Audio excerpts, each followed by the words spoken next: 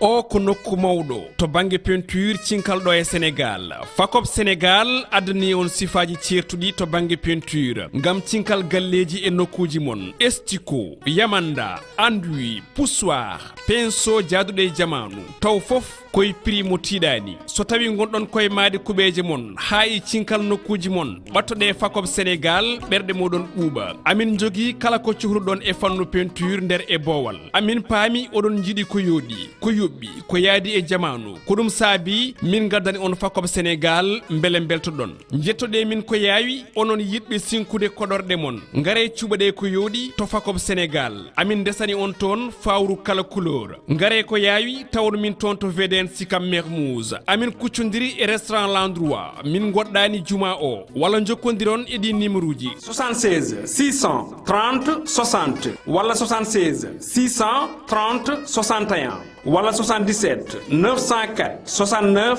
81 fixe 33 825 00 66. Fakop Sénégal ko nokku garɗo safrude caɗele kuɓeje mon kala liggotoɗo e kuɓeje walla e peinture wat ko yaawi jettoɗa min ɓerɗe ma ɓuuɓa. Fakop Sénégal woni sponsor leader yewtere mon Debbo Africa. Weli Galas. Weli Galas ko glace belɗo garɗo weltinde on onon e ɓesnguli mon ko yooɗi ala e daranam kono kala ko dahmi ko ɗemgal andata ko ɗum faami oɗo société biteɗo Weli Galas haaɓe ngari wadde juuɗe mabɓe e ɓamtare leydi Sénégal. Weli Galas ina tawe e dendagal supermarché ji gonɗi e nder leydi Sénégal kala e kuɓal mawɗi e tokosi nokkuji goɗɗuɗi e badiɗi kala. Weli Galas amin tawe tontollo sodida Dakar. Bandiraɓe coode ina weeli. Weli Galas ko jeeyaɗo e men jeeyi on nokku o jingani leñol ngol so innirde ɗum helmere PULAAR. Weli ko galas ɓuuɓɗo umnowo ɓerɗe e kuuɓal ne weli ko uureki ɗemgal e mbaadi kuuɓal meɗ ɓeyda sabu ko qualité moƴƴo fewnira golle ceɗade cegga ko haralleɓe humpitiɓe gueɗe ñamele golli ɗum. Weli Galas amin tawi tollo sodida Dakar. Info line 33 825 52 51 33 825 52 51 ne weli meɗe produit ji amen weli kodda hamme kala ɓesgu.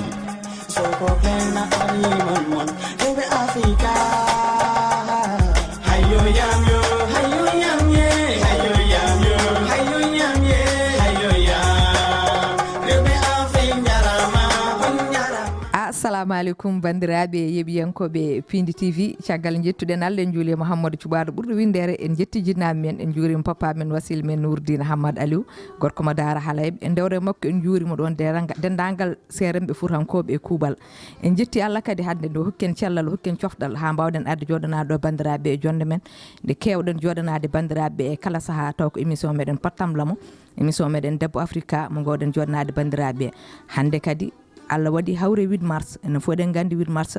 ko ñalawma rewɓe wadde ko émission spécial mo ganduɗa ko 8 mars ñalawma mbaɗanaɗo jagle rewɓe kala enen gandi émission Debbo Africa ko émission rewɓe tan jeeyi ala goɗɗo sona rewɓe ko pour wadde valoriser rewɓe ɗum tagui hande joɗɗen ɗo en jetti Allah kadi hande tawno en jeyawaka e jonde meɗen won sawdodirɗen ɗo eɗen cawdirɗo e rewɓe tigui tagɓe tigui wiyede Debbo Africa ko wiyete ko baroɗe dewi tigui nde tawno ko wiyete ko so tawi ɓiɗɗo ari debbo nafani hay so ari gorko o wona nafowo wadde noon tawi wonto wiyetono debbo ala ko handi sona joɗade e nder galle debbo ala ko handi sona han ko français wiyata ko wadde obéir hande en jii tigui rewɓe ganduɗa ko rewɓe leader uji rewɓe darotoɓe rewɓe haaloɓe rewɓe kadi jaltunoɓe peeje moƴƴe kadi haaloɓe ko ganduɗa walla waɗoɓe ko ganduɗa kono waɗi nafoore ha worɓe komumen ene naftoro ɗum ɗum tagui eɗen cawdodiri ɗo e mawni meɗen mo ganduɗa ko wiyete ko Aminata Bayla Sow on ko délégué général de la protection sociale et la solidarité nationale mo ganduɗa nan ɗo sawdi meɗen kono kadi omo sawdiri ɗo mo ganduɗa ko Aminata Diawo on ko honorable député to Vélingara wadde noon eɗen gandi ko rewɓe tigui kono noon jungo meɗen ñaamo ga eɗen cawdiri e artiste meɗen mo ganduɗa wiyete ko Ndeye Diara Gaye kañumne ko artiste musicien wadde eɗen gandi tigui hande Sali Dia yewaka e plateau muɗum en calmini en juurima en beltinima bandiraɓe kala kono noon hande kadi won tigui wadɓe en accompagné e ñalawma won tigui dusɓe e ñalawma ɓe ganduɗa ko sponsor uji meɗen sponsor men mo ganduɗa ko sponsor meɗen dariɗo tigui pour duusa meɗen émission oɗo ñalawma hande kadi émission ngaji meɗen paaɗi e yesso taw wiyete ko Fakop noon sa nani ɗum ko ko kenkayeri moderne mo ganduɗa jeeyi ɗum ko ɓinguel meɗen mbiyetengel Tidiane Bousso woni ko to e VDN min gartu en inchallah hokkide numéro aji fof kono kadi won ko jiiɗon ɗo yeeso amen ko ganduɗa so tawi neɗɗo yiiɗumen wulono tan ɓuuɓete taw noon wiyete ko weeli na weeli noon gasni haala ka ko pulaar tigi woni ɗon na weeli ko crème glace mo ganduɗa ko ɓiɗɗo meɗen tigi jeeyi ɗum onne wiyete ko Maysour Bousso ko ɓiɗɗo tigi Foutanke ko ɓiɗɗo tigi fulɓe kala ɗum noon kamɓe duusi en hannde oɗo ñalawma kamɓe duusi en émission meɗen 8 mars kamɓe kadi ɓe beltanama no feewi e sponsor mo mbaɗi meɗen o eɗen garta gay tan e junngo meɗen nano inchallah dokken Aminata Bayla Sow denɗam o ko yettode nde han bonnim kono sonani ɗum foof no feewi dokken mo konngol o salmina bandiraɓe Aminata Bayla Sow bisimilla ma e émission meɗen Debbo Africa plateau meɗen spécial 8 mars. Assalamu aleykum mi salmini on oron ɓe ndendumi plateau ɓe honorable Aminata Diawo mi salminima an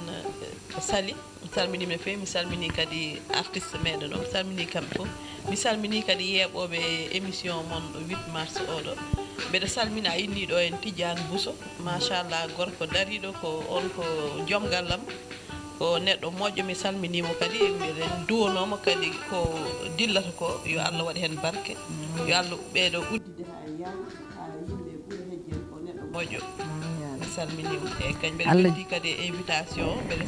welti hen mbeɗa waɗi on remercier ko invite ɗon kam hannde ñalawma hande wiide on woni mbeɗa softani arde haalde ko faate e rewɓe hannde e 8 mars o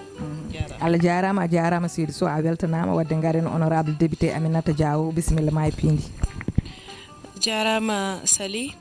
donc caggal yettude Allah e nulaɗo Mouhammad sallallahu alayhi wa sallam mino yetta nene am mino yetta babam mino yetta joom galle am Moussa Balde minonin jara on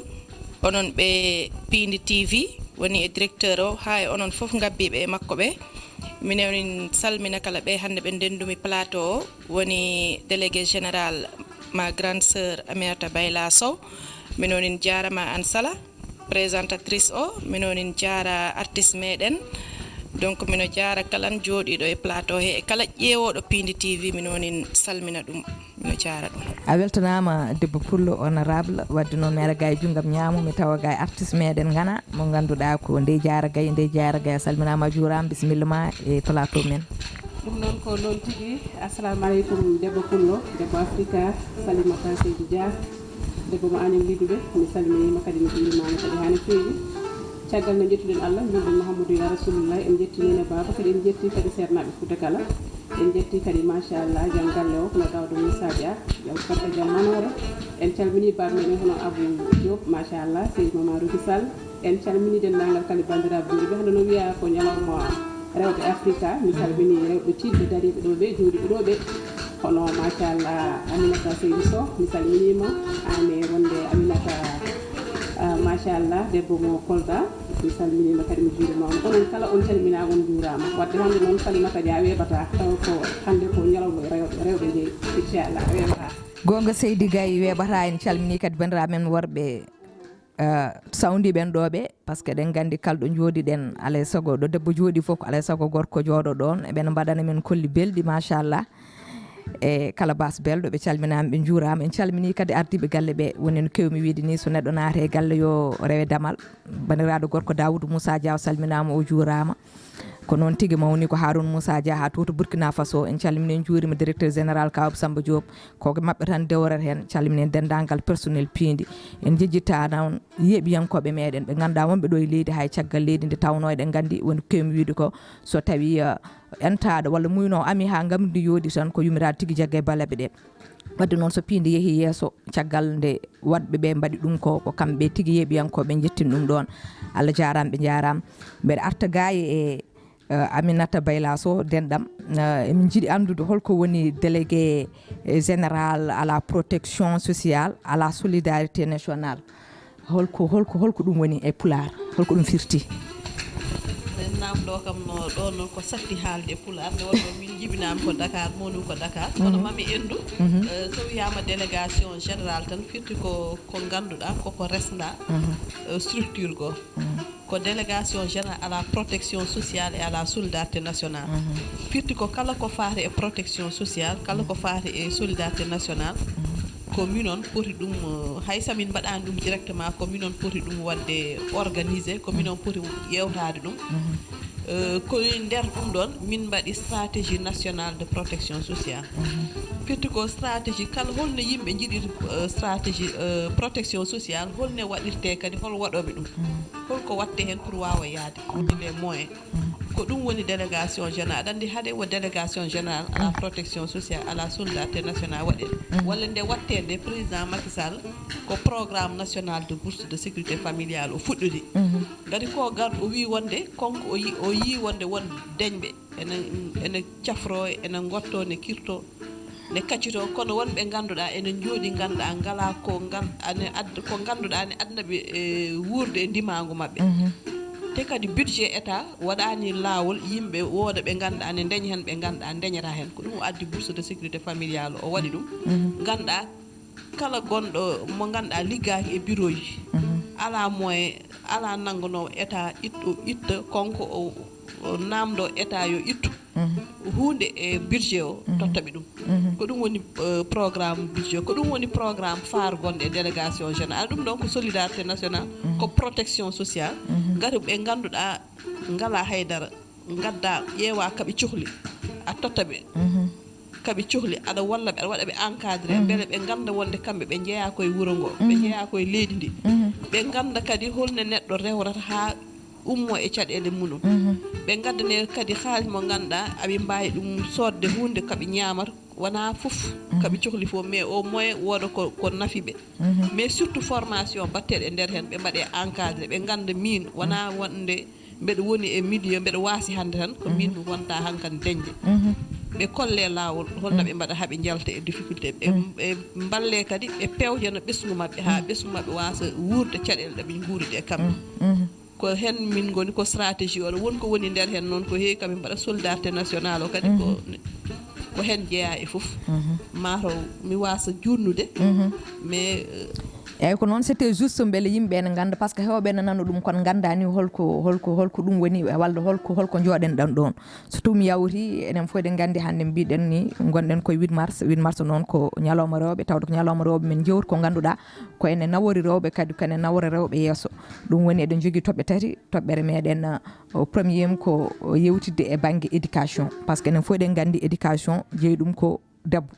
so tawi gorko ne waɗa éduqué ne enen gonde e ɓiɓɓe e nder galleji ko enen mbaɗat suivre jangde mabɓe fof enen fof en jii joni éducation wonno wayi oɗo dumunno fof min gartu hen ko heddi ko min jewti e banggue parité par ce que ɗen gandi wiyama parité yama wowatama yama nana won waɗoɓe ɗum appliqué wonɓe mbatta ɗum appliqué ha joni ɗum kadi kan yewtoɓe hen ha mbawen ƴewde so tawi eɗen mbawi dañande ɗum solution ko heddi ko noon min jewtu kadi e financement des femmes par ce que enen fof eɗen gandi en wiye président de la république yaltini financement des femmes kono yama guila nden ha joni won banggue mo heediri walla wonɓe paamani ɗum noon woni toɓɓe meɗen tati ko idi foof honorable député en tant que debbo en tant que kadi holko woni honorable député ko neɗɗo joɗiniɗo yimɓe to e assemblée nationale mbaɗano plaidé yimɓe kadi ka suka ka debbo somi juumani ko an woni debbo ɓurɗo wonde walla ni ko ɓurɗo wonde cukalel e député ji ɗi foof woni rewɓe worɓe somi juumani aɗa jeeya e mabɓe en tant que debbo holko ɗum wanma en tant que debbo hol darde nde dartoɗa hen en tant que debbo kadi pour éducation en jii hande no wayi par ce que enen fof eɗen gandi hay ko ɓoyani ko ɓe mbaɗiɗo grève so tawi timmani lewru no fandima sukaɓe hewɓe janggani kala joni mo ala moyen pour wadde ɓiyum e école privé yama jangde ɓiyum warta no foti yarude te ko école aji publique te enen fof eɗen gandi publique jogui ɗum ko état noon yooɓa no foti yoɓirde ni hol caɗele mum holko tagui e kala saaha ko ɗum ɗo ne wiyete kadi éducation pour jangde nden waɗa caɗele eyyi jarama merci beaucoup Sala no mbiɗani assemblée nationale hande minen joɗani toon Sénégal minen joɗani toon population foof kono noon mino wawi wiide ko département Vélingara joɗɗini kam toon donc hande min ko guidoranmi rek ko jargol président de la république président Macky Sall assemblée nationale e tawaɓe ɓurɓe wonde sukaɓe he ko hen tawami ko garmi arde assemblée ko min wonno la plus jeune député mi wonno cukalel ɓurguel wonde cukalel e assemblée nationale donc ɗum ko yettere Allah min ko mbawammi settade tan ko hande darde assemblée nationale nde rewɓe ɓe dari e nde sukaɓe ɓe dari nde ko darde woore rek e mawɓe ɓe darde nde dari nde donc assemblée mine wawi wiide ala cukalel ala mawɗo par ce que kala dariɗo toon ko population darnima toon ko population naɓima toon donc ɗon mine wawi ɗon hadde ha garten e parité he mi ɓuura hen haalde donc no mbiɗa ni éducation hande kala ko yaari he éducation e negol sukaɓe ene mbawi wiide ko rewɓe totta ɗum ko rewɓe goodi ɗum ko rewɓe jeeyi ɗum par ce que enen gandi debbo ko wawata wondude e ɓiɗɗo mum tambo wawata wadde accordé cukalel o kañum tan gorko mi toñani ɓe mi yawaki ɓe kono gorko wawata wondude cukalel on ɗon temps donc hande si a laari côté éducation grève ji ɗi mbiyataɗi hikka grève ji ɗi juuti kono enen mbawi wiide alhamdoulillahi rabbil alamina nde gouvernement o haaldi e syndicat ji ɗi ha ɓe trouvé accord ji hande simi juumani han laamu ɗum waɗi 100 milliards ɗi ganduɗa ɗum ɗon ko pour éducation pour enseignant ji ɗi mbawa ruttade e nder classe uji he ɓe jaaha ɓe janggina sukaɓe meɗen ɓe no mbiɗa ni hande mbo ala moyen ji naɓa ɓiɗɗo mum mbo naɓani ɓiɗɗo mum privé ɓiɗɗo mum janggata min mino wawi wiide ɗon mi d'accorani ɗon buy par ce que hande si en daari concours ji mbatteɗi concours général o si waɗama han hande école ji publique ɗi ɓenin tawa si wona kamɓe keedi yeeso han ɓenin tawa hande si a laari lycée Limamoulaye ɓe meeɗa ruttorde ɓaawa e concours général si a laari école Mariama Ba mbo ɓeeɗi faala han ɓiɗɗo muɗum taɗi janggo e école Mariama Ba donc en mbawata wiide ko école privé ji ɗi ɓurtanin jangginde sukaɓe ɓe walla ko école privé ji ɗi ɓurtanin heɓde résultat ji moƴƴuɗi donc piw ko hunde woorere président Macky Sall ko mbo ari ɗo ko mbo ruttirani éducation ɓaawo au contraire komo nabru éducation yeeso par ce que hande moyen ji mbaɗaɗi voté ɗimen mbaɗi de voté budget momin mbaɗi voté assemblée nationale ko nattina he éducation ko ɗum ɗinin heewi donc minen enen jaramo enen jara laamu ɗum enen tori rek maɓɓe jangginoɓe ɓe woni rewɓe ɓe woni worɓe ɓe ɓe mbakkiloɓe janggina sukaɓe meɗen ɓe enen noon rewɓe ɓe ganduɗa gonɓe he galleji enen gondi e sukaɓe meɗen ɓe e rewɓe kala jahoɓe hande ɗi liggoyo par ce que hande rewɓe ɓe kayen kala ɓe jooɗaki e galleji ɓen jaaha e bureau ji ɓen jaaha e nokkuji ɗiɓe liggoro ɓe gartira goɗɗum e galle he donc worno ɗum wat ha mboppen éducation ɓiɓɓe meɗen ɓe fi enen liggoyo e bureau walla enen jaaha nokkum à chaque fois rewɓe ɗi ne poti wadde veillé e éducation sukaɓe mumen ɓe hay sa ɗaɓɓaniɓe jangginoɗo ga galle si a arti han wat feere battina cukalel maɗa ndaara kaye makko o posama question ji ganda est ce que la le niveau est ce que mon jogui niveau est ce que jangginoɗo mo ga galle o kala ɗinen jangginamo ɗi waɗa no foti wadde ni donc côté éducation ɗum paalanomi hen ɓeydidde a weltanama Seydi Diawo ko ɓeyduɗa hen ko waɗi fayidu no fewi wadde mi arta e dendi Aminata Bayla Sow holko ka ɓeydanta en e banggue éducation holno jiiruɗa ɗum e kadi holko pamɗa hen ko faati éducation kam ne wawi wiyede caggal ɓamde ko éducation rewi hen walay gon so wiyama neɗɗo éducation adan ɗum wiyede neɗɗo gam so éducation ɗum wiye neɗɗo toon hankkadi neɗɗo ne wawi fayidede e animaux ji mi andani animaux ne wiyete pulaar kulle ene wawi so neɗɗo so éducation ittama e neɗɗo ene wawi fayidede e kulle walay gon wadde éducation ne waɗi fayida il faut que yimɓe ɓe ɓeydo hen wadde effort munen pour sukaɓe ɓe daña needi ko mbiyam ko sukaɓe hande ne jurmini par ce que so gorko fini dartoyat debbo so fini dartoyat ne wonno hande worɓe ɓe kamɓe tan ɓe mbawa jogade galleji alay saago debbo o woda nanna junggo mum e galle o kono kadi woto yimɓe belsino éducation sukaɓe ngati so doole donki ko doole jaɓɓoto wadde doole ɗe ɗon alay saago ɗi parane parangol ngol noon koye hakkillo foti adarade éducation parents ji ɗi ne jogui hen une grande part de responsabilité kono kadi jangginoɓe kadi so neɗɗo suɓima jangginde yo andu wonde janggingol wona dartugol jawti nden a yiyanno jangginoɓe ɓe ƴewata salaire jomum jangguinat wona sehli élève uji muɗen taw kañum ko ɗum tan yittan ko résultat ji élève uji mon ɓe daña les meilleurs résultats kono hande so tawi jangginoɓe ne jaaha école publique ne janggina jaaha privé kadi ene janggina toon hande sa ƴeewi paraji ɗi ɓe darta répétiteur galle minon nden ha répétiteur mi meeɗa an hebde ɗum min meeɗa dañde cours de vacance min meeɗa yoɓanede ɗum kono min jangganno correctement wallahi gonga jinnaɓe rewɓe ne jottono galleji mum ene ƴeewa sukaɓe hande wawa wonde kono il faut kadi yimɓe ƴeewa ne mbaddori hande ko jamanu namdi ko ɓe mbaddara ɗum kadi e ƴeewde e neegol sukaɓe ngol kono honorable wini sa arti ƴewtino sukaɓe ma éducation ko rewɓe jogui worɓe mbawa jogade éducation par ce que debbo ko wawi ƴewtidade ɓesgu mum ko gorko wawa ɗum ƴewtidade ɗum waɗi eɗen rewɓe dartoyen ko gadduɗen e galle dartoyen ko jogorɗen koye meɗen kono woto belsinoɗen éducation sukaɓe ɗum ɗon ne waɗi fayida enseignant ji kadi yooɓe gandu kadi ko ɗum ɗo ko conviction neɗɗo foti ƴeftude meccal so tawi aɗa jogui aɗa mbawi wadde revendication c'est très normal ɓe mbaɗa revendication kono kadi wadde grève kadi ha waɗa lebbi ha sukaɓe mbaɗa perde quantum horaire mo ganduɗa ɓe mbawa ɗum wadde rattrapé hay saɓe mbi a mbaɗa sauvé année scolaire o sukaɓe ɓe dañata hen gandal mo ganduɗa ɓe mbawno ɗum hen dañi saaɓe janggi normal ɗum waɗi il faut yimɓe ƴewtuno gouvernement o président Macky waɗi effort baɗɗo fayida kono enseignant ji kadi so yimɓe ne poɗodira go fof woda ko ɗacci sukaɓe yimɓe mbatto e mabɓe hakkille no fewi so wona ɗum janggo meɗen ma hawno seeɗa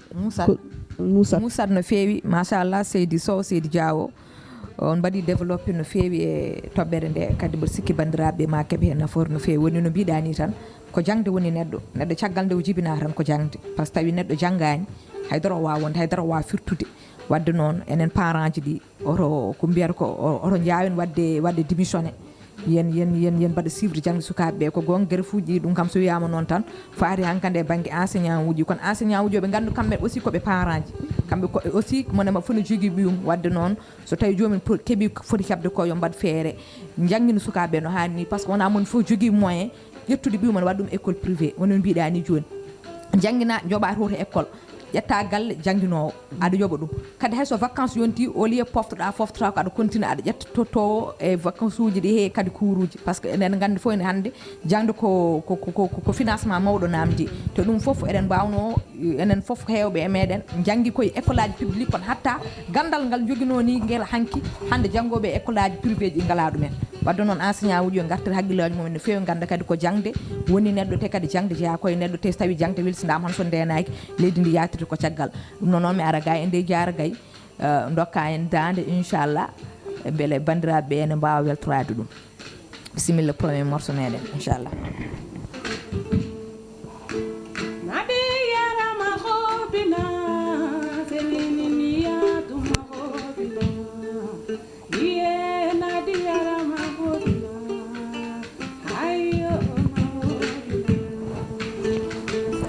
Exactly.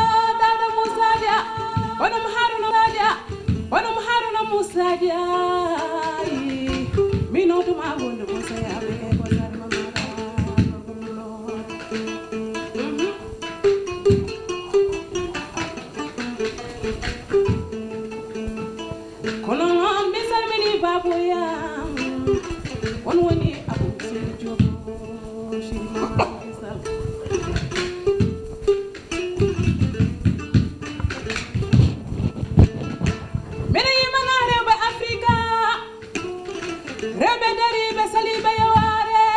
ɓe dariɓe yoltude hujjaji mumen ha yewreɓe afrikaji ko jamareɓe hande ko jalamima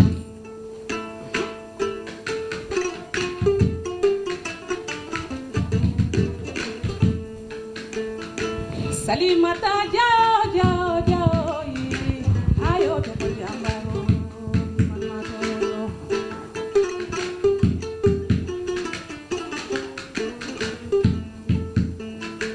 teddine rewɓe ɓe walla jomo maɗiɗe teddinde rewɓe min de mbiɗa koynowo debota keray albarka mo rewɓe aminata seydi sopulo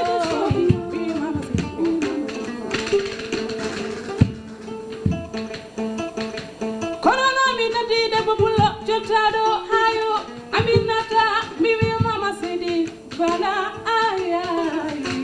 Yawo. seydi jawo jawo jawo jawo jawo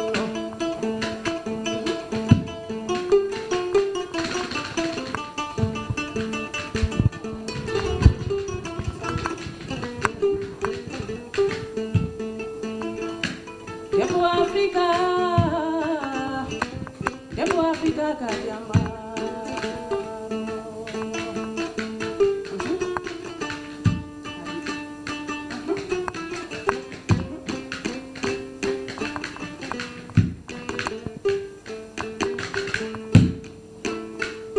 salimata jabulo salimata aloti gayima ndeysaan mi mana gorko toroɗo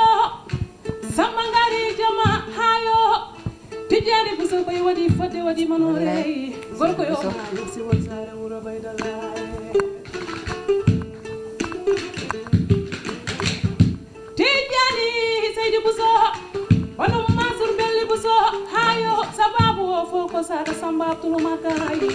seydi kadiaje deja saka samba ka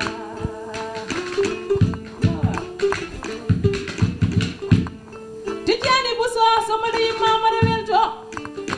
aduna koy ko fodde manore aduna ko jike yakare salimata diayi guelmolaji ke ko jikatake hayo tijjani buso koye waɗi fodde waɗi manore jom fakop Sénégal jom tuuti jam buto rugi sow rugiyat sow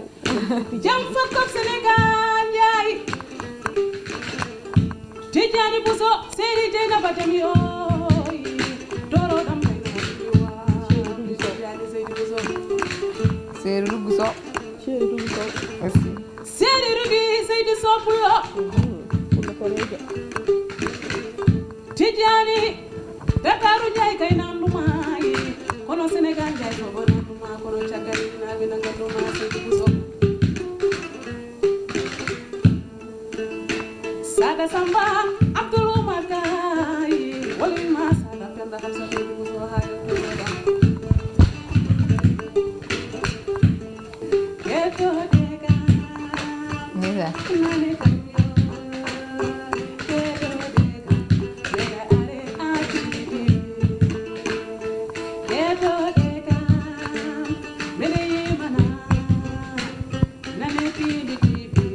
ayo golle mon dima machallah seydi gayi weeli machallah waɗi fayida mboɗa andi kadi dendiraɗo e ɓi babo beltorima ɗum kadi poftorima ɗum ko ɗum tigui sinki pulagu machallah wadde noon haade men artude e deuxiéme toɓɓere meɗen inchallah eɗen jaaha jeeɓoyen publicité men o ganduɗa ko fakop Sénégal gonɗo to e VDN ene wonde weeli ne weeli noon ko weeli galas machallah kañum no gonɗoɗa e suddida gartan inchallah yewtere men o ko nokku mawɗo to banggue peinture cinkalɗo e Sénégal fakop Sénégal addani on sifaji certuɗi to banggue peinture ngam cinkal galleji e nokkuji mon estiko yamanda enduit poussoir pinceau jaaduɗo e jamanu taw foof koye prix mo tiiɗani so tawi gonɗon koye maade kuɓeje mon ha e cinkal nokkuji mon ɓattoɗe fakop Sénégal ɓerɗe moɗon ɓuuɓa amin jogui kala ko cohluɗon e fannu peinture nder e boowal amin paami oɗon jiiɗi ko yooɗi yobbi ko yaadi e jamanu ko dum saabi min gaddani on fakobe Sénégal mbele beltodon jettode min ko yaawi onon yidbe sinkude kodorde mon ngare cubade ko yodi to fakobe Sénégal amin desani on ton fawru kala couleur ngare ko yaawi tawon min ton to VDN Sikam Mermoz amin kuccondiri e restaurant l'endroit min goddani juma o wala jokkondiron e di numéro ji 76 630 60 wala 76 630 61 wala 77 904 69 81 fixe 33 825 00 66 Fakob Sénégal ko nokku gardo safrude caɗele kuɓeje mon kala liggotoɗo e kuɓeje walla e peinture wat ko yawi jettoɗa min ɓerde ma ɓuuɓa Fakob Sénégal woni un sponsor leader yewtere mon Debbo Africa Wili Galas ko glace belɗo garɗo weltinde on onon e ɓesnguli mon ko yoodi ala e daranam kono kala ko dahmi ko ɗemgal andata ko ɗum faami oɗo société biteɗo Wili Galas haaɓe ngari wadde juuɗe mabɓe e ɓamtare leydi Sénégal Wili Galas ina tawe e dendagal supermarché ji gonɗi e nder leydi Sénégal kala e kuɓal mawɗi e tokosi nokkuji goɗɗuɗi e badiɗi kala Wili Galas amin tawe tontollo sodida Dakar bandiraɓe coode ina weeli Wili Galas ko jeyaɗo e men jeyi on nokku o jingani leñol ngol so innirde ɗum helmere PULAAR weeli ko galas ɓuuɓɗo ɓumnowo ɓerɗe e kuuɓal ne weeli ko uureki ɗemgal e mbaadi kuuɓal meɗ ɓeyda sabu ko qualité moƴƴo fewnira golle ceɗade cegga ko haralleɓe humpitiɓe gueɗe ñamele golli ɗum Wili Galas amin tawi tollo sodida Dakar info line 33 825 52 51 33 825 52 51 ne weeli meɗe produit ji amen weeli ko dahamme kala ɓesgu machallah en jii Fakob Sénégal sa nani ɗum ko kenkayri moderne mo ganduɗa nanto e wiyede on Mermoz villa 72 83 gonɗo hoy pré mosquée de Mermoz mo ganduɗa juma Mermoz o so jiiɗi jokkodirde mabɓe oɗon mbawi wadde 77 904 69 81 walla mbaɗon 78 491 18 29 walla mbaɗon 76 630 43 ko ɗum woni numéro aji kala hen mo nodduɗon so Allah jaaɓi ma waɗo indiqué garon ha jettoɗon kala ko jiɗɗon e peinture kala ko jiɗɗon kono yonna galle guila e nder ha e bowal peinture mo ganduɗon ko peinture machallah peinture décor so tawi on noddi Fakob Sénégal inchallah mon keɓ ɗum son belama garon ƴeewa mon jehon peintunoron koye mon ƴewon peintunoro on walla son jeeya beelama ɓe garon ɓe ƴeewa on peinture kadi ɓe mbadda noon kadi peinture on kadi yaha kadi peinture noon kadi ha yooɗa te kadi taw kadi koye prix ji ganduɗa prix ji abordable machallah ɗi ganduɗa a gañotako wadde noon yen gandu ko ɓikkon meɗen jeeyi ɗum ko ɓiɓɓe fulɓe kadi jeeyi ɗum kadi ko jeeyaɓe meɗen ko neɗɗo noon riddata yalta ko ridda nato ɓuuri ɗum ɓe gari noon eɓe duusa men e yewtere meɗen ɓe gari kadi ɓe duusa meɗen e émission men ganduɗa ko Debbo Africa ɗum kadi ko weltanadeɓe e jarnadeɓe e wiide kadi ɓiɓɓe fulɓe fof kadi yo duttuɓe teddugal kala jiɗɗo kadi piinde eɗen ñaagui kala ko sohli e banggue peinture yo yaato mabɓe sen gummima toon eɗen paye Wili Sénégal weeli aussi ko ne weeli glace woni ko to e Sodida lo 58 to e Sodida numéro mabɓe téléphone ko 33 825 53 51 33 825 52 51 walla mbaɗon 77 408 57 28 ko ɗum woni numéro kala mo nodduɗon to mbawɗon wonde fof oɗon gandi weeli kam oɗon jii ɗum e supermarché ji oɗon jii ɗum au centre ji oɗon jii ɗumen partout son gari oɗon jiiɗi glace oɗon jiiɗi on ñaami hawn kaari oɗon jiiɗi weltade oɗon jiiɗi ustude tampere mon gusson guleki moɗon ñaame weeli glace mon keeɓi hen ko ɓuuɓi mon keeɓi hen ko weeli taw kadi ko ɓiɗɗo pullo tigui jeeyi ɗum wadde noon ɓe jarama kamɓe goni sponsor uji meɗen émission meɗen spécial 8 mars oɗo eɗen garta gay e denda Aminata Bayla Sow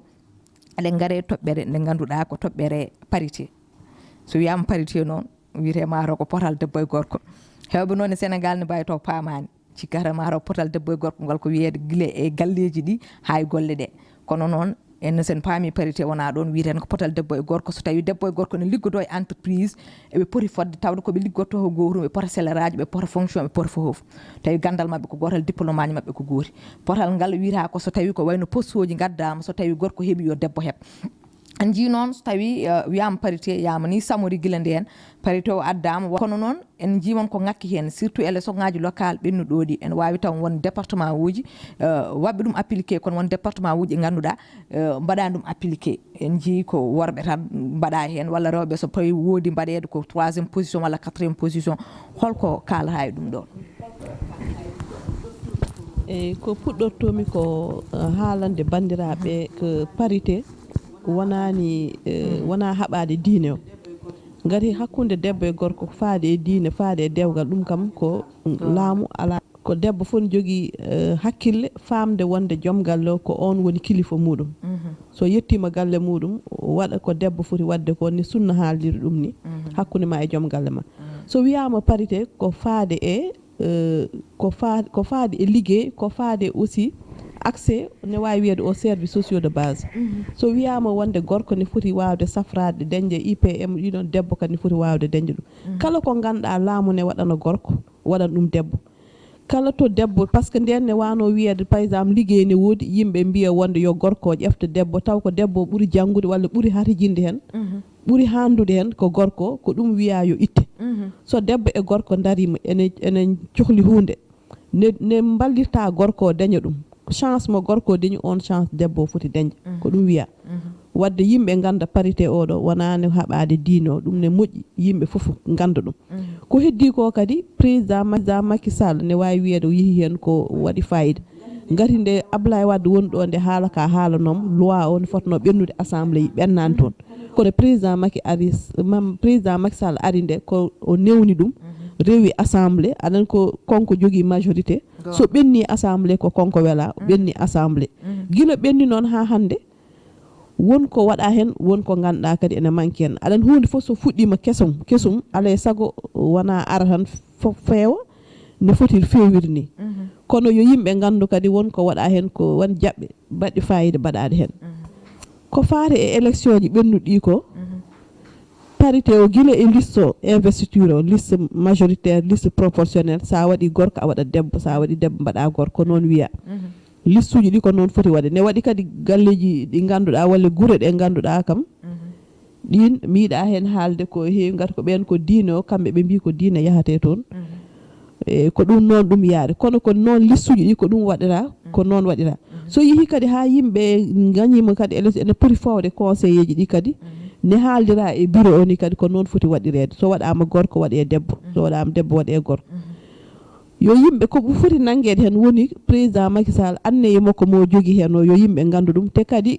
kala ko waɗi hen kadi pour ne parité o waɗe appliqué ni handir ni enena waɗi hen ko mbimi ko tan a wawa finde tan foof feewa hono ne yiɗirani kono yo worɓe paam kadi pour ɓe mbawa hokkude kadi rewɓe ɓe daña hen place ɓe paama wona pour haɓadeɓe ɗum ɗon ɓe sikki c'est important kono rewɓe kadi il faut kadi ɓe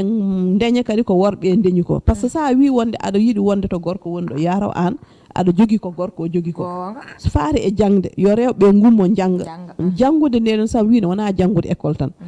jangude ɓurano tuuti hakkille mum neɗɗo wawi jangude goɗɗum ko wona école ha ganduɗa fina hande aɗa yahat e nder guure ɗe a yiyat debbo mo ganduɗa meeɗa joɗade bang école kono sa haalde mum a andat oɗo debbo omo jogui gandal ɗum ɗon waɗi fayida ɗum waɗi rewɓe saabi ɓe pawanama parité kono ko kamɓe poti wadde feere ha ganduɗa oɗon parité kala ko rokkiri taw kamɓe ɓe mbawa hebde ɗum ɓe mbawa nanggu ɗum ɗon c'est très important joni ko arte ko wayno élection ngaji local ɗi par ce que hen jaltuɗen hewɓe paamani parité o mata no foti yarude e namdal so tawi aɗa jogui hen gandal balla hen bandiraɓeɓe exemple so tawi jomum woni maire ka gorko beele parité o wi tan ko debbo foti tan ko rewde ma adjointe o foti tan wonde adjointe walla aɗa wawi wadde adjoint taw ko gorko après nde wona hen adjointe min mataw ko honorable foti ɓurde wawde haalden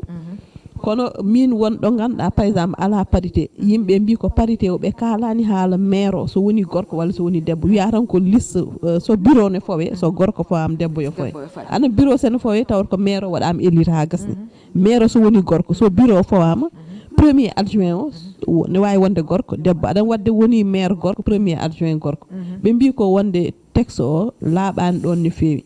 par ce que so wiyama bureau e so wiyama bureau ko bureau wiya won yo wat parité ɗon woni haala ka ɗum waɗi yimɓe heɓne mbiya ala parité taw ne waɗi parité taw ɓe mbaɗi appliqué loi o ne haaldir ɗum ni. jarama seydi so wadde garten honorable député mbaɗa andi oɗon banggue waɗi ɗum maîtrisé woni question mo poche momi o tan Aminata Diawo joni so tawi woni gorko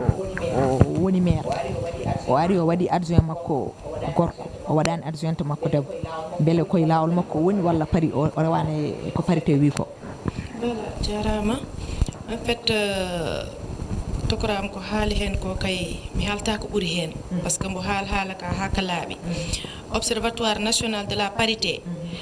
ma taw ɓe ɓuura en hen laɓɓinande par ce que hande en jii bureau ji woni conseil départemental woni conseil woni communal ji ɗi hande en jii ko ɓuuri hewde ko si gorko woni maire ɓuuri hewde ko mbimi ko gorko wonta premier adjoint au maire ko noon ɓe mbaɗiri joni noon ɓe mbiyat ko adjoint ji ɗi parité o ko ɗon fuɗɗi woɓe mbiya parité o ko ɗo maire ɗo fuɗɗi donc ɗum ala hay fusko laaɓi hen min on ala hay hunde ko mbawamami hen haalande ko laaɓi donc observatoire national de la parité ma taw ɓe gaddanat en éclaircissement ji ko ɓuuri hen labde par ce que rewɓe hande gabbiɓe haareji pour parité ɗi ɗum woni les femmes juristes et organisation féminine ji ɗi dal ɓenin mbakkili ɓenin kaɓo pour parité heɓo dans les bureaux partout ɓenin kaɓo donc ɗum ɗo se jii hikka élection locale ji ɗi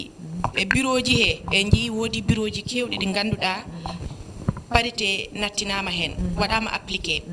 kono noon ha joni woodi ko heewi ko heddi ko waɗani par ce que bureau ji ɓurɗi hewde ɗi sen jii han rewɓe ɓe no toƴƴi hen rewɓe ɓe kewani soit ɓe nattina debbo goto walla rewɓe ɗiɗo jiiya hen worɓe jeego walla jeɗɗo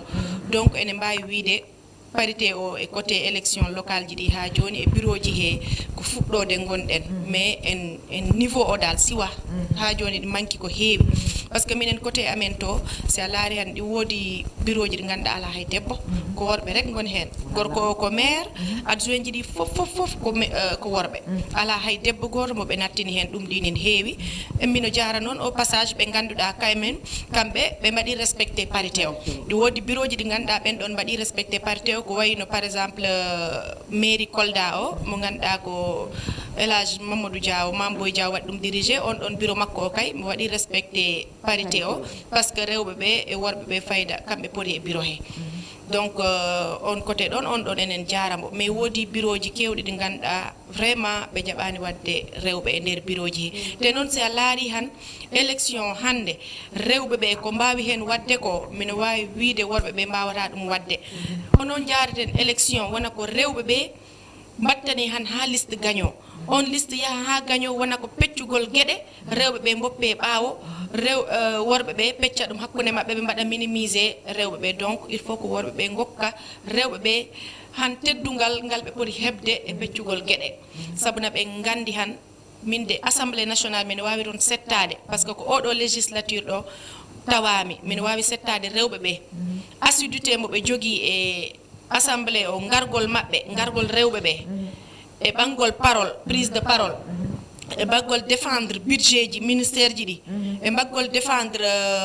gohji ɗi ganduɗa ko ɗin gaddiɓe toon ɗi mino wawi wiide worɓe ɓe darorani nden darde rewɓe ɓe darde nde dari toon nde worɓe ɓe daraki nden darde ɓe jii noon rewɓe ɓe kala kaɓaninoɓe parité ɓe ɗum woni no Aminata Mbengue Ndiaye en woni Aissata Tall Sall en woni Aïda Mbodjen ɓen foof enen jaara ɓe rewɓe hendeɓe ɓe ganduɗa ɓe darinoma ɓe kaɓani parité e mbawra haalde haala parité e guinnani ɓe jaren ɓe par ce que minen hande simin natti assemblée nationale ko parité nattini minen assemblée nationale mine wawi ɗum wiide donc enen jaara ɓen rewɓe hendeɓe enen jaara noon kala rewɓe ɓe ganduɗa gonɓe e gouvernement he ɓenin dari darde debbo nde foti darade ɓen dari darde nde gorko foti darade ha ɓenin golla no Aminata Sow en ni foof enen jaara ɓe donc ɗum fof ko nabrugol rek golle debbo yeeso gonga celluɗo Seydi Diawo haali ko waɗi fayida kadi ko hunde nde ganduɗa ko enen fof ko poɗɗo haɓanade nde tawno eɗen gandi so wiyama parité ko enen rewɓe jeeyi kadi woni no mbiɗa ni e département uji mon minen département uji amen minen ko noon minen min to commune amen commune des Agnam waɗaka appliqué parité o maire o wonat kanko gorko wonat adjoint makko ko gorko ko nde caggal mum debbo fuɗɗata arde te kadi hay conseil ji ɗi kadi parité ala hen ko ɓuuri hen hewde ko worɓe te enen eɗen hannde so tawi mi wiyatono debbo tan jottono koye nder galle debbo heɗen ko caggal hannde ɗum natti enen fof eɗen gandi so élection ngaji député local ɗi ɓenni ko élection ngaji législatif faya élection ngaji député gañeten kadi ko waɗa ɗo ko waɗa répété ɗum noon ko eɗen beddo erago e ardiɓe ɗum ɓe haɓantoɓe ɗum ɓe affaire parité ɓe yoɓe kaɓano ɗum te kadi kala mo ganduɗa ko mairie mo ganduɗa waɗani appliqué parité o yoɓe kaɓan ɗum haaɓe kepta ndimago mabɓe ɗum noon jungam ga e ñaamo Ndeye Diarra Gueye holko kalta affaire banggue parité o par ce que hay sinno ka debbo chanteuse artiste ka debbo parité o enen fof eɗen cohli ɗum par ce que hunde nde ganduɗa ko hunde nawro en yeeso holko kalta hen eyyi Salimata Dia a weltanama kadi ha no fewi kadi ko weltare kadi ha no fewi e ñalawma 8 mars o wiya ko ñalawma rewɓe min mbiyatmi ko kala e saaha tan ko ñalawma rewɓe no taw noon en jii machallah rewɓe ɓe darde mumen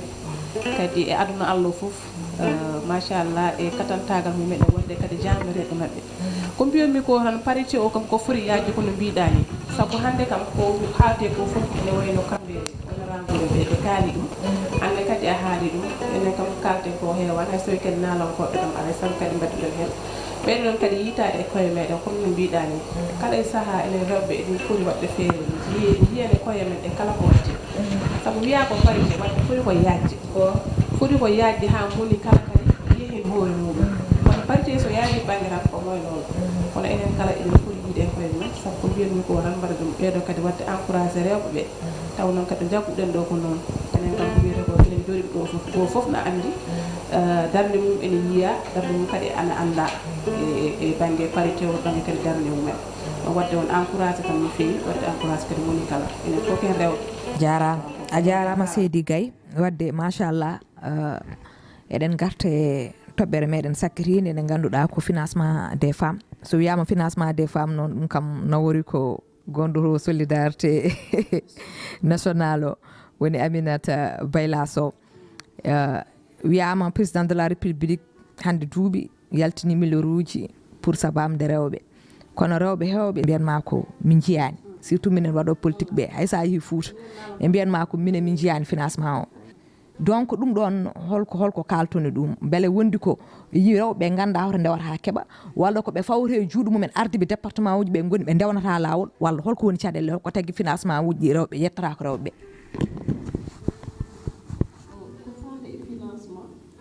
yettata ko rewɓe kam min kam wonko gandumi hen mbeɗa andi wonde ne yetto rewɓe par ce que haadem wonde délégation générale à la protection sociale et à la solidarité nationale mi woni directrice fonds national de crédit pour les femmes duuɓi jeeɗiɗi ha duuɓi jeetati te région de Matam financement naati toon no fewi hono région ji fof Sénégal fof maar ko wiyete wonde wonɓe ganda to lawol holto rewete kono ne wawi wiyede yimɓe hewɓe ne gandi to lawol to rewete ɗum mbeɗa wawi haalandemo ɗum honorable ne wawi haalandemo ɗum ɗon gati guila président Macky Sall ari ko jaggude autonomisation des femmes o waɗi ɗum e priorité ji muɗum ko mbiyam ko haadem wonde directrice fonds mi meeɗa nande financement ji ene waɗe médiatisé kono sa yeeɓi financement sen waɗe joni yaltinte ko télé go foof enen nana wonde ministre yeehi to hokkiti toon financement donc sa neɗɗo o nani andi ene wawi yaade namdo holto mbawmi yaade pour hebde financement bandum kadi debbo so nani ene wawi yiye goɗɗo ne andi wonde oɗo ne hata jini en sohli ne wawi widema ar mi nawma jiiya financement to watte mbaɗeɗa finance donc financement ne woodi ha wayno leydi gati Matam minon nami mbaɗa toon finance e fonds national de crédit pour les femmes ko département ji fof ene waɗi heɓɓe en ko heddi ko woni yimɓe fof mbawa hebdude e saaha goto ɗum wawa wonde haade wiya ko financement neɗɗo ñamlete yoɓa goɗɗo heɓa donc kalis oɗon koko foti tournude kono so tawi kadi jomum ñamlama aɗa woni debbo a yiiɗi président ne andi rewɓe ene jiiɗi liggade gati ene poti wadde hunde e galle mum en worɓe ɓe ko jogui ko timmata foof debbo kadi ne yiiɗi dañande hoore mum waɗe hoore mum waɗe ɓesgu mum timmitina kadi galle président wiya wonde yo financement ji kewɗe yaltina rewɓe dokke an sa tottama ya liggo ndewna lawol daña hen gartama duttina yimɓe woɗɓe kadi mbawa dañde kono wiide financement yimɓe e ngala ɗum yimɓe ne jogui ɗum hay programme bourse oɗo mo jiiɗa kamin nannuɓe hen financement woni projet yokko kom wadde encadré yimɓe wona tan bourse tan aɗa jogui bourse ma aɗa formé tan bourse o wiya ko wonde sa formama ha an a andi wonde a hoolima hoorema a andinama wonde an ko woɓɓe mbawi ko an ɗo wawi ɗum min gaddanma projet yokko kom ganduɗa min mbaɗata formé ne holne activité waɗirte génératrice de revenu kadi dokkeɗa haaliss mbaɗe ɗon organisé en association communautaire d'épargne et de crédit oɗon ñamlodiri e hakkude moɗon oɗon liggo taw liggey oɗon won neɗɗo darotoɗo ene ƴeewa noon ne haala noon wiya wona ko ni watte weñca donc financement koko saaki dernanɗo en der ko haalisa milliard uji ha heewi ko pour rewɓe ko pour sukaɓe dernana finance ne hollire e télé ñande foof eren kadi ken fuutankoɓe Fouta ne waɗi leydi ha heewi te leydi ndi ko leydi moƴƴiri ganduɗa yimɓe ne darta ɗum a yi yimɓe ne gummo guure goɗɗe ne gara ene mbiya ne dokke toon hectare uji fuurankoɓe daro mbiya ɓe totraki kono leydi ndi wawa woppude min jimmi ko sukaɓe men enen halpureɓe ene musami sami yi wonde sukaɓe halpureɓe ne goni ɗo Dakar ɗo ene mbaɗa liggeyaji bolle puyɗe yeyde ko ganduɗa ene turma wonde neɗɗo wawa dañjan ko ganduɗa ene wuura e ndimagu muɗum yo yimɓe jaah Fouta ndema ngati moyeje ne woodi so tawi ko financement ne woodi so tawi ko machine aji ne woodi président makki ko gadduɗo ha heewi yo yimɓe liggo yo yimɓe dañ yo yimɓe gon yo yimɓe pour wattude hakkille e koye muɗum dado ha tiiɗa pellito liggade sa felliti liggade lawol nanɗo moyeje nan fawa keɓa hen donc financement ji pour wadde conclure financement ne woodi ha heewi te financement ji nana jaaha banggue Sénégal foof ha hawre beele wondi ko ɓe ganda lawol beele aɗa andi hol lawol ɗo ɓe poti rewde haaɓe jetto haaɓe keeɓa financement ji ko ɗum mbimami wonde yo yimɓe laaɓodir reydu an sa dañi haaju walla oɗon namdo on ganda ɗum ɗo to rewte ya e préfecture walla sous préfecture ɓuurima ɓattade jaaha mbiya minon de ni e ni mo fawe e lawol gati kala structure gonɗo au niveau ɗum ɗo département ene jokkodiri e autorité ji administrative kala mo ala finance walla kala cohlu hunde hay soko couverture maladie universelle walla yiiɗi dañde information e bourse uji ɗi e foof kala ko laamu waɗata saɗa yiiɗi information ya e sous préfecture walla jaaha e préfecture namdoɗa ɗum ɗon addantama wonde kamɓe so ari maɓe mbaw walla ni ɓe poti ko dañde base de données mino mbaɗa financement développement communautaire nden wonno koye ministère de la femme kala jiɗɗo fewnanede kayitaji taw ko debbo a yahat e développement communautaire so financement sami mbaɗa ɗum min ndewanno ko e développement communautaire taw dossier ji ɗi foof nan toon min ƴeftanno dossier ji ɗon foof min mbaɗa ɗum étudier mi haade min yaade e département goto taw sami jaaha wadde financement taw ko ɗon suptete wooda hokkaɓe financement so yimɓe ministre ari kadi ne waɗa financement waɗete ko cérémonie yimɓe foof nodde keɓɗo emo heɓani foof nodde finance tottete financement ɓe totte financement ganduɗa ɓe keɓani ɓe maɓe gandu wonde ɗum ɗo ne woodi kamɓene kadi ɓe mbawa yaade ɓe mbaɗa kayitaji mabɓe wona tan a jooɗima a tottama financement alay saago dossier kala ko dartata e laamu ko kayitaji laamu ko kayit andi ko lawol ngol woni ko jomumen paamani so tawi en paami tan mbiɗa ko moni kala e département ma wawi wonde foof so tawi a yiiɗi hebde financement aɗa wawi yaade e ko wayno gouverneur walla préfet jaaha jindira e mum sa haalni ɗum ma haalno hoto ndewata ha mbawa yettade ha keeɓa financement o so tawi ko financement des femmes walla financement des jeunes ko way noon Allah jarama a jarama e kadi bandiraɓe en jeehino ha toto aslem Grand Yoff e Grand Yoff pour wawde ƴewde rewɓe kadi dariɓe ɓe ganduɗa ko yeeyoɓe ligguimaji en jii toon kadi debbo mo ganduɗa kañumne ko dariɗo biteɗo Madina Kane ko jeewo kañumne koye restaurant woni en jii toon kadi debbo goɗɗo mo ganduɗa kañumne wiyete ko Diary Ba woni jeewo baguiji ɓen foof en jii ɗumen ƴettemi ko Mariame Kane ɓurmi andirede ko Madina Kane nde jettumi Allah e nelaɗo mum jettumi jignaɓam jettumi joom gallam restaurant wona hunde webde restauration min ko passion am Allah waɗi woni passion am mi yiɗi ɗum mi hursini ɗum après mi waɗi formation ɓe mbanmi formation noon puɗɗimi par ce que saɗa waɗa restauration presque ko hygiène ɓe gaɗatma jangguinde e accueil ko ɗum ɓe gaɗatma jangguinde wanni kam restauration ko pour junggo woto tan ne muusi e fawade tan e joom galle ma ne muusi te mbiɗa jogui famille mbiɗa jogui miñiraɓe mbiɗa jogui nenam e babam ko ɗum tahi mi waɗi restauration debbo mom fotani jooɗade tan par ce que debbo mi foti ummade daro eyyi par ce que jonde moƴƴani sah e londe saka neɗɗo neɗɗo foti ummade ko dilla seeɗa pour daranade hoore mum e daranade kadi ɓesgu mum par ce que fof a wawa ɗum fawde e joom galle ma tan erago beddotomi e batte laamu ngu ɓe mbi parité kono parité o presque rewɓe ɓe jiyani hen hoore mumen no fewi eyyi rewɓe ɓe jiyani hoore mumen no fewi e parité o eyyi ko ɗum ɓe poti laamu ngu foti ɗumande no fewi wallidde pour rewɓe ɓe jiya hoore mum no fewi e parité o Oumou Hawa Ba a fewndo kay mom ngeygu ngu welani depuis corona o ari ngeygu ngu kay welani ko haɗi jeeygu ngu welde a fewndo kay mom kalisiji ɗin haray ko woni ko gasi par ce que hari e tango hari no weeli kono fewndo ɗo ngeygu ngu welani few bagage on no seeri o sanji ɗin no ɗuuɗi joni sa yeehi marché a soodoyi bagage a addi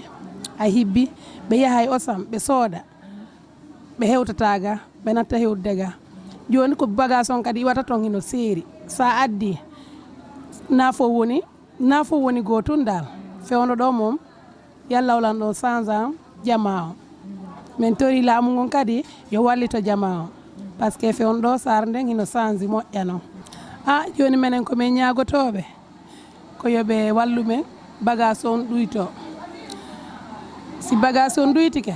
no wawa tawde hara jama o wawa arde sooda kono nini ina fo wawata dañude sa rokkama dépense 2000 a wawa addude 2000 hande marché 2000 dañata ko heewi min tori population o yoɓe wallito men surtout minen suddiɓe immotoɓe 5 heures woɓɓe 6 heures woɓɓe 4 heures ka yalti bimbi hewti ka galle mum wo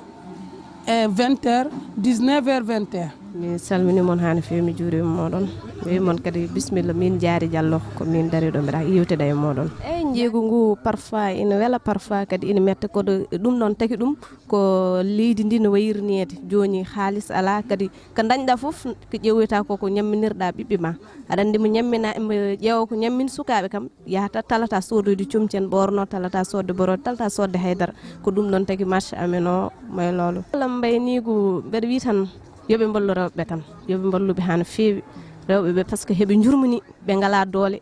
ɓe jogui tan ko gandanɗa hoore ma yidde e fandare moƴƴere yoɓe mballu ɗumen soɓe balli ɗumen tan ma leydi ndi yaaro yeeso par ce que hande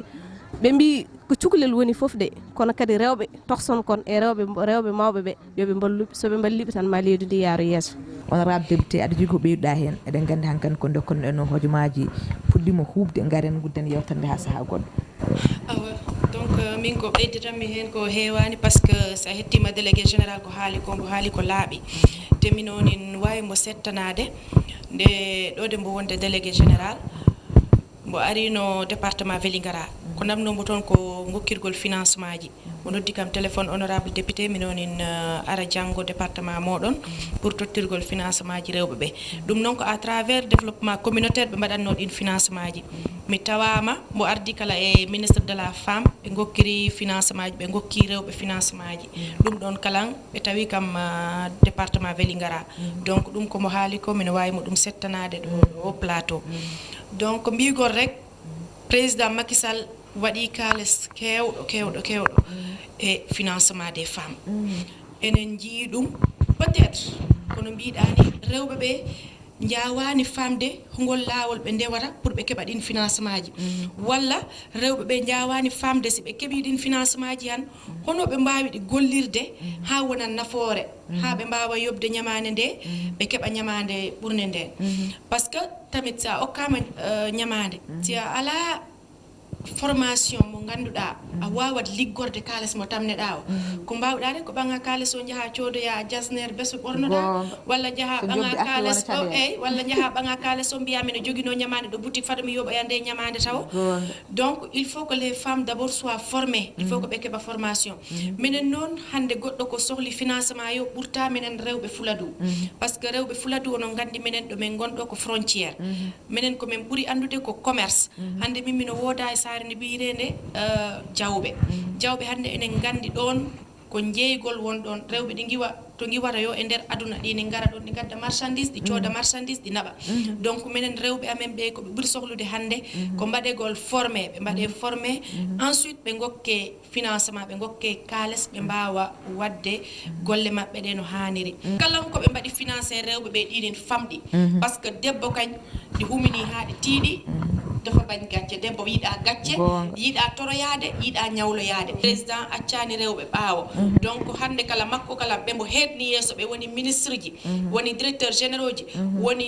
député ji woni kala mbo wawi wonde no ɓe gandu président Macky Sall tekɗo ɓe ɗon o hande accani debbo ɓaawo maɓɓe kala wara ɓe gaccu debbo ɓaawo no ɓe ɓan rewɓe ɓe kala ko ɓe mbawi ɗumen wallude ɓe balla rewɓe ɓe ganda si a walli debbo han a walli leydi ndi donc ko ɗum mbinomi ha Allah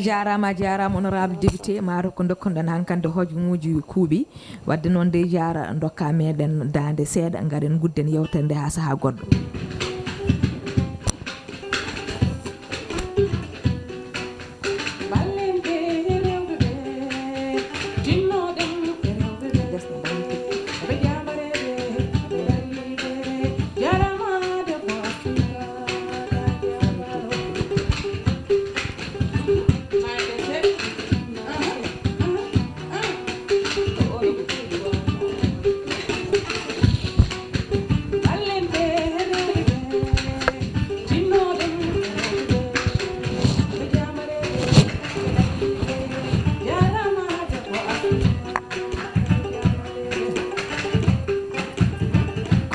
Mashallah.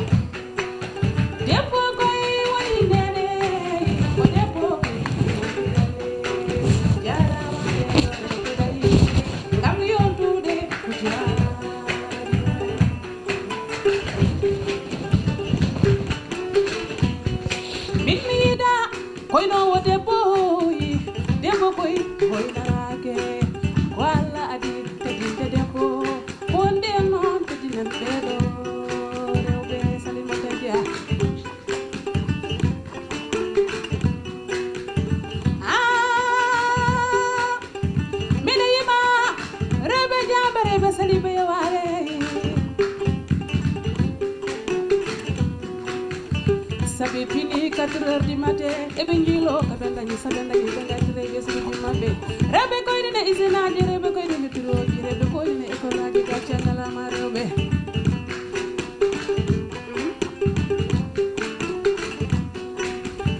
teddine rewɓe ɓe min koye mi yiɗa koyno wo debbo debbo koye woneraje mine yima rewɓe jambo rewɓe ɗila hakkika wonde arade baɗe no koto adama e sey baɗe no penda sarta nawle baɗe noon tara muso baɗe no famno fatuyele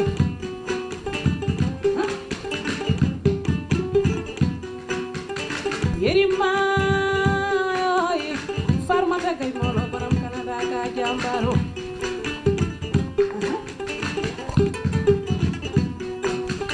mbeɗa yimana farmata salgiwa mbeɗa yimana aissata Seydi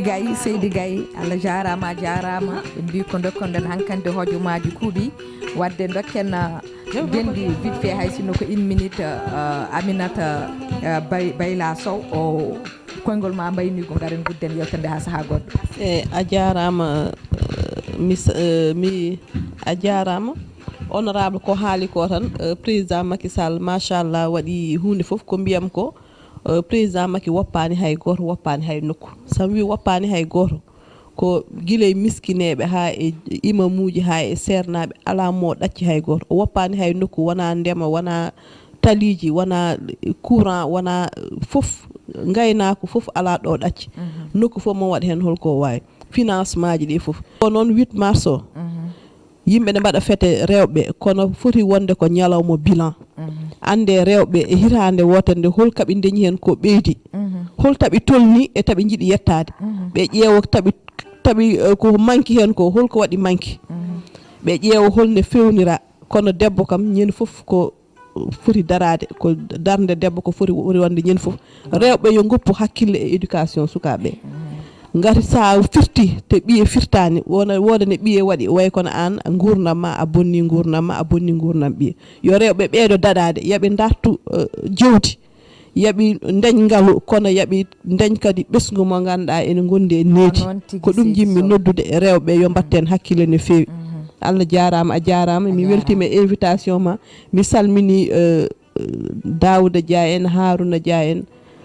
Aissata Dieng to Sadel ko gowɗo yebde émission moɗon mi salminima ko neɗɗo moƴƴo sehilam Tidiane Bousso kadi mi salminiɓe e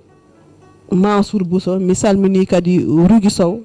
ko joom suud Tidiane Bousso tanum ceerno Bela Péré tanum ceerno Ahmadou Barambour mi salminiɓe kam fof mi salmini kadi yeeɓoɓe fof mi salminiɓe mi jarniɓe mbeɗa ñaago kadi gallo yo Allah waɗi hen barke ha yaara yeeso no fewi ha wona e téléji ɓurɗi mawnude e Sénégal ɓe ganduɗa ni inne mbeɗa ñaagui ɗum Allah yo Allah waɗ ɗum a jarama allahumma amin seydi so wadde garen vite fait ɓi baba Aminata Diawo konngol ma mbayni ko inchallah donc ko jardema rek émission o e oɗo invitation jarde directeur télé o jarde collègue questeur Daouda Dia jarde kala ndaroɗo oɗo émission kala musidɗo men ndaroɗo émission o e ñaganagol on o émission Allah nabra ɗum yeeso télé o Allah nabra ɗum yeeso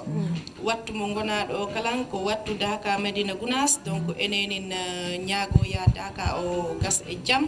duwawuji batteɗi toon ɗi kalan ɗi Allah jaabina ɗi ha ɗi jippo e dow meɗen jippo e nder leydi he jippo e aduna o fof keɓen jaam président Macky Sall heɓa jaam par ce que jaam makko woni jaam leydi ndi min wonin salmina noon yimɓe Fuladu rewɓe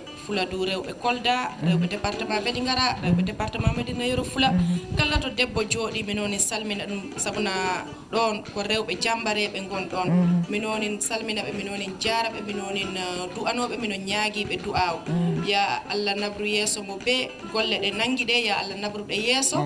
sukaɓe janggoɓe ɓe sukaɓe rewɓe ɓe ɓen kala enen ñaaganiɓe Allah nabru jande mabɓe nde to yeeso donc ko ɗum mbinomi ha mi ɓeydita hen mi jarima an Sala ya en ɓooy hawridde ɗo ta ko émission hawrini en amin a jarama artiste men ɗi kala en jaariɓe vraiment ɗi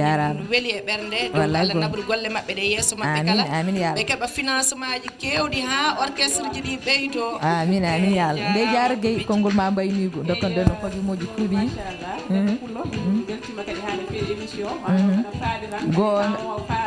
ma haƴani hen kono ko mbatnoɗen ɓuuri ɗum gonga ko seeɗa ala ko barke woodi wallay gonga weltima aɗa weltima honorable uji meɗen ɗe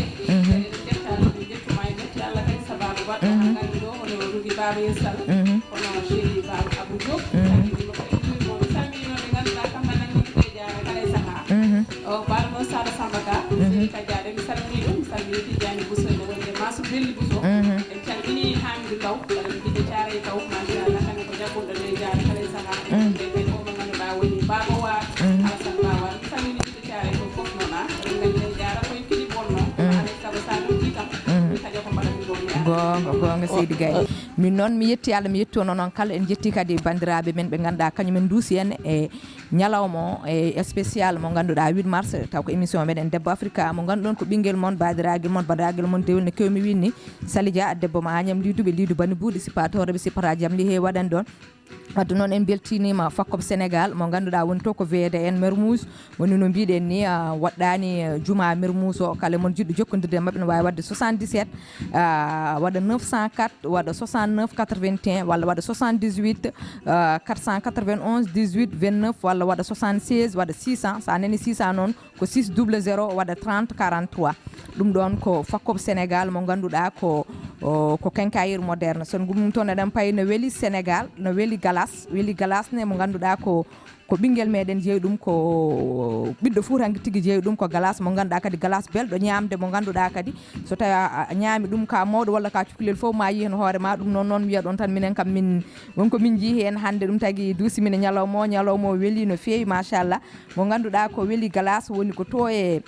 ɗo 58 soddida numéro mabɓe téléphone taw commercial woni ɗo ko 33 825 52 51 walla 77 408 57 28 kala baɗɗo ɗum inchallah ene wawi jokkodirde e mabɓe woni jeeyowo woni fof son noddiɓe ma mbaɗon livré to mbawɗon wonde partout e Sénégal ɗum noon Allah jarama on jarama en beltinima Allah kadi en beltinima kadi jaggat men kabirɗe eɗen gandi sen jooɗima ɗo en kaali image uji peewi daɗɗe nanama ndewi lawol ko Allah e caméraman uji men e technicien uji meɗen jogini en kabirɗe ko nde Fatou Massaly ene wonde Thiatou Walo kono noon eɗen gandi kadi monteur meɗen mo ganduɗa infographe meɗen ko Ali Fall e dendagal bandiraɓe ɓe ganduɗa ko équipe darinoɓe ɗo ɓe ganduɗa nana e lompre enen gone leerawal kono kañumen jogui golle ɗe tigui en jetti Allah en jetti dendagal yeeɓoɓe guila wonɓe ɗo e leydi ndi hay caggal leydi ndi diaspora o surtout ko yimɓe jagguɓe piinde yiɓɓe piinde tigui ene ɓe bandiraɓe kadi kala ko feewe yewtere nde ko Allah subahanahu wa taala ko ngakki hen fof ko enen kono wonano ko ɓurani meɗen jaam dow jaam less jaam ɗo hakkude o jaam ɓoltan duuma e men Allah jarama on jarama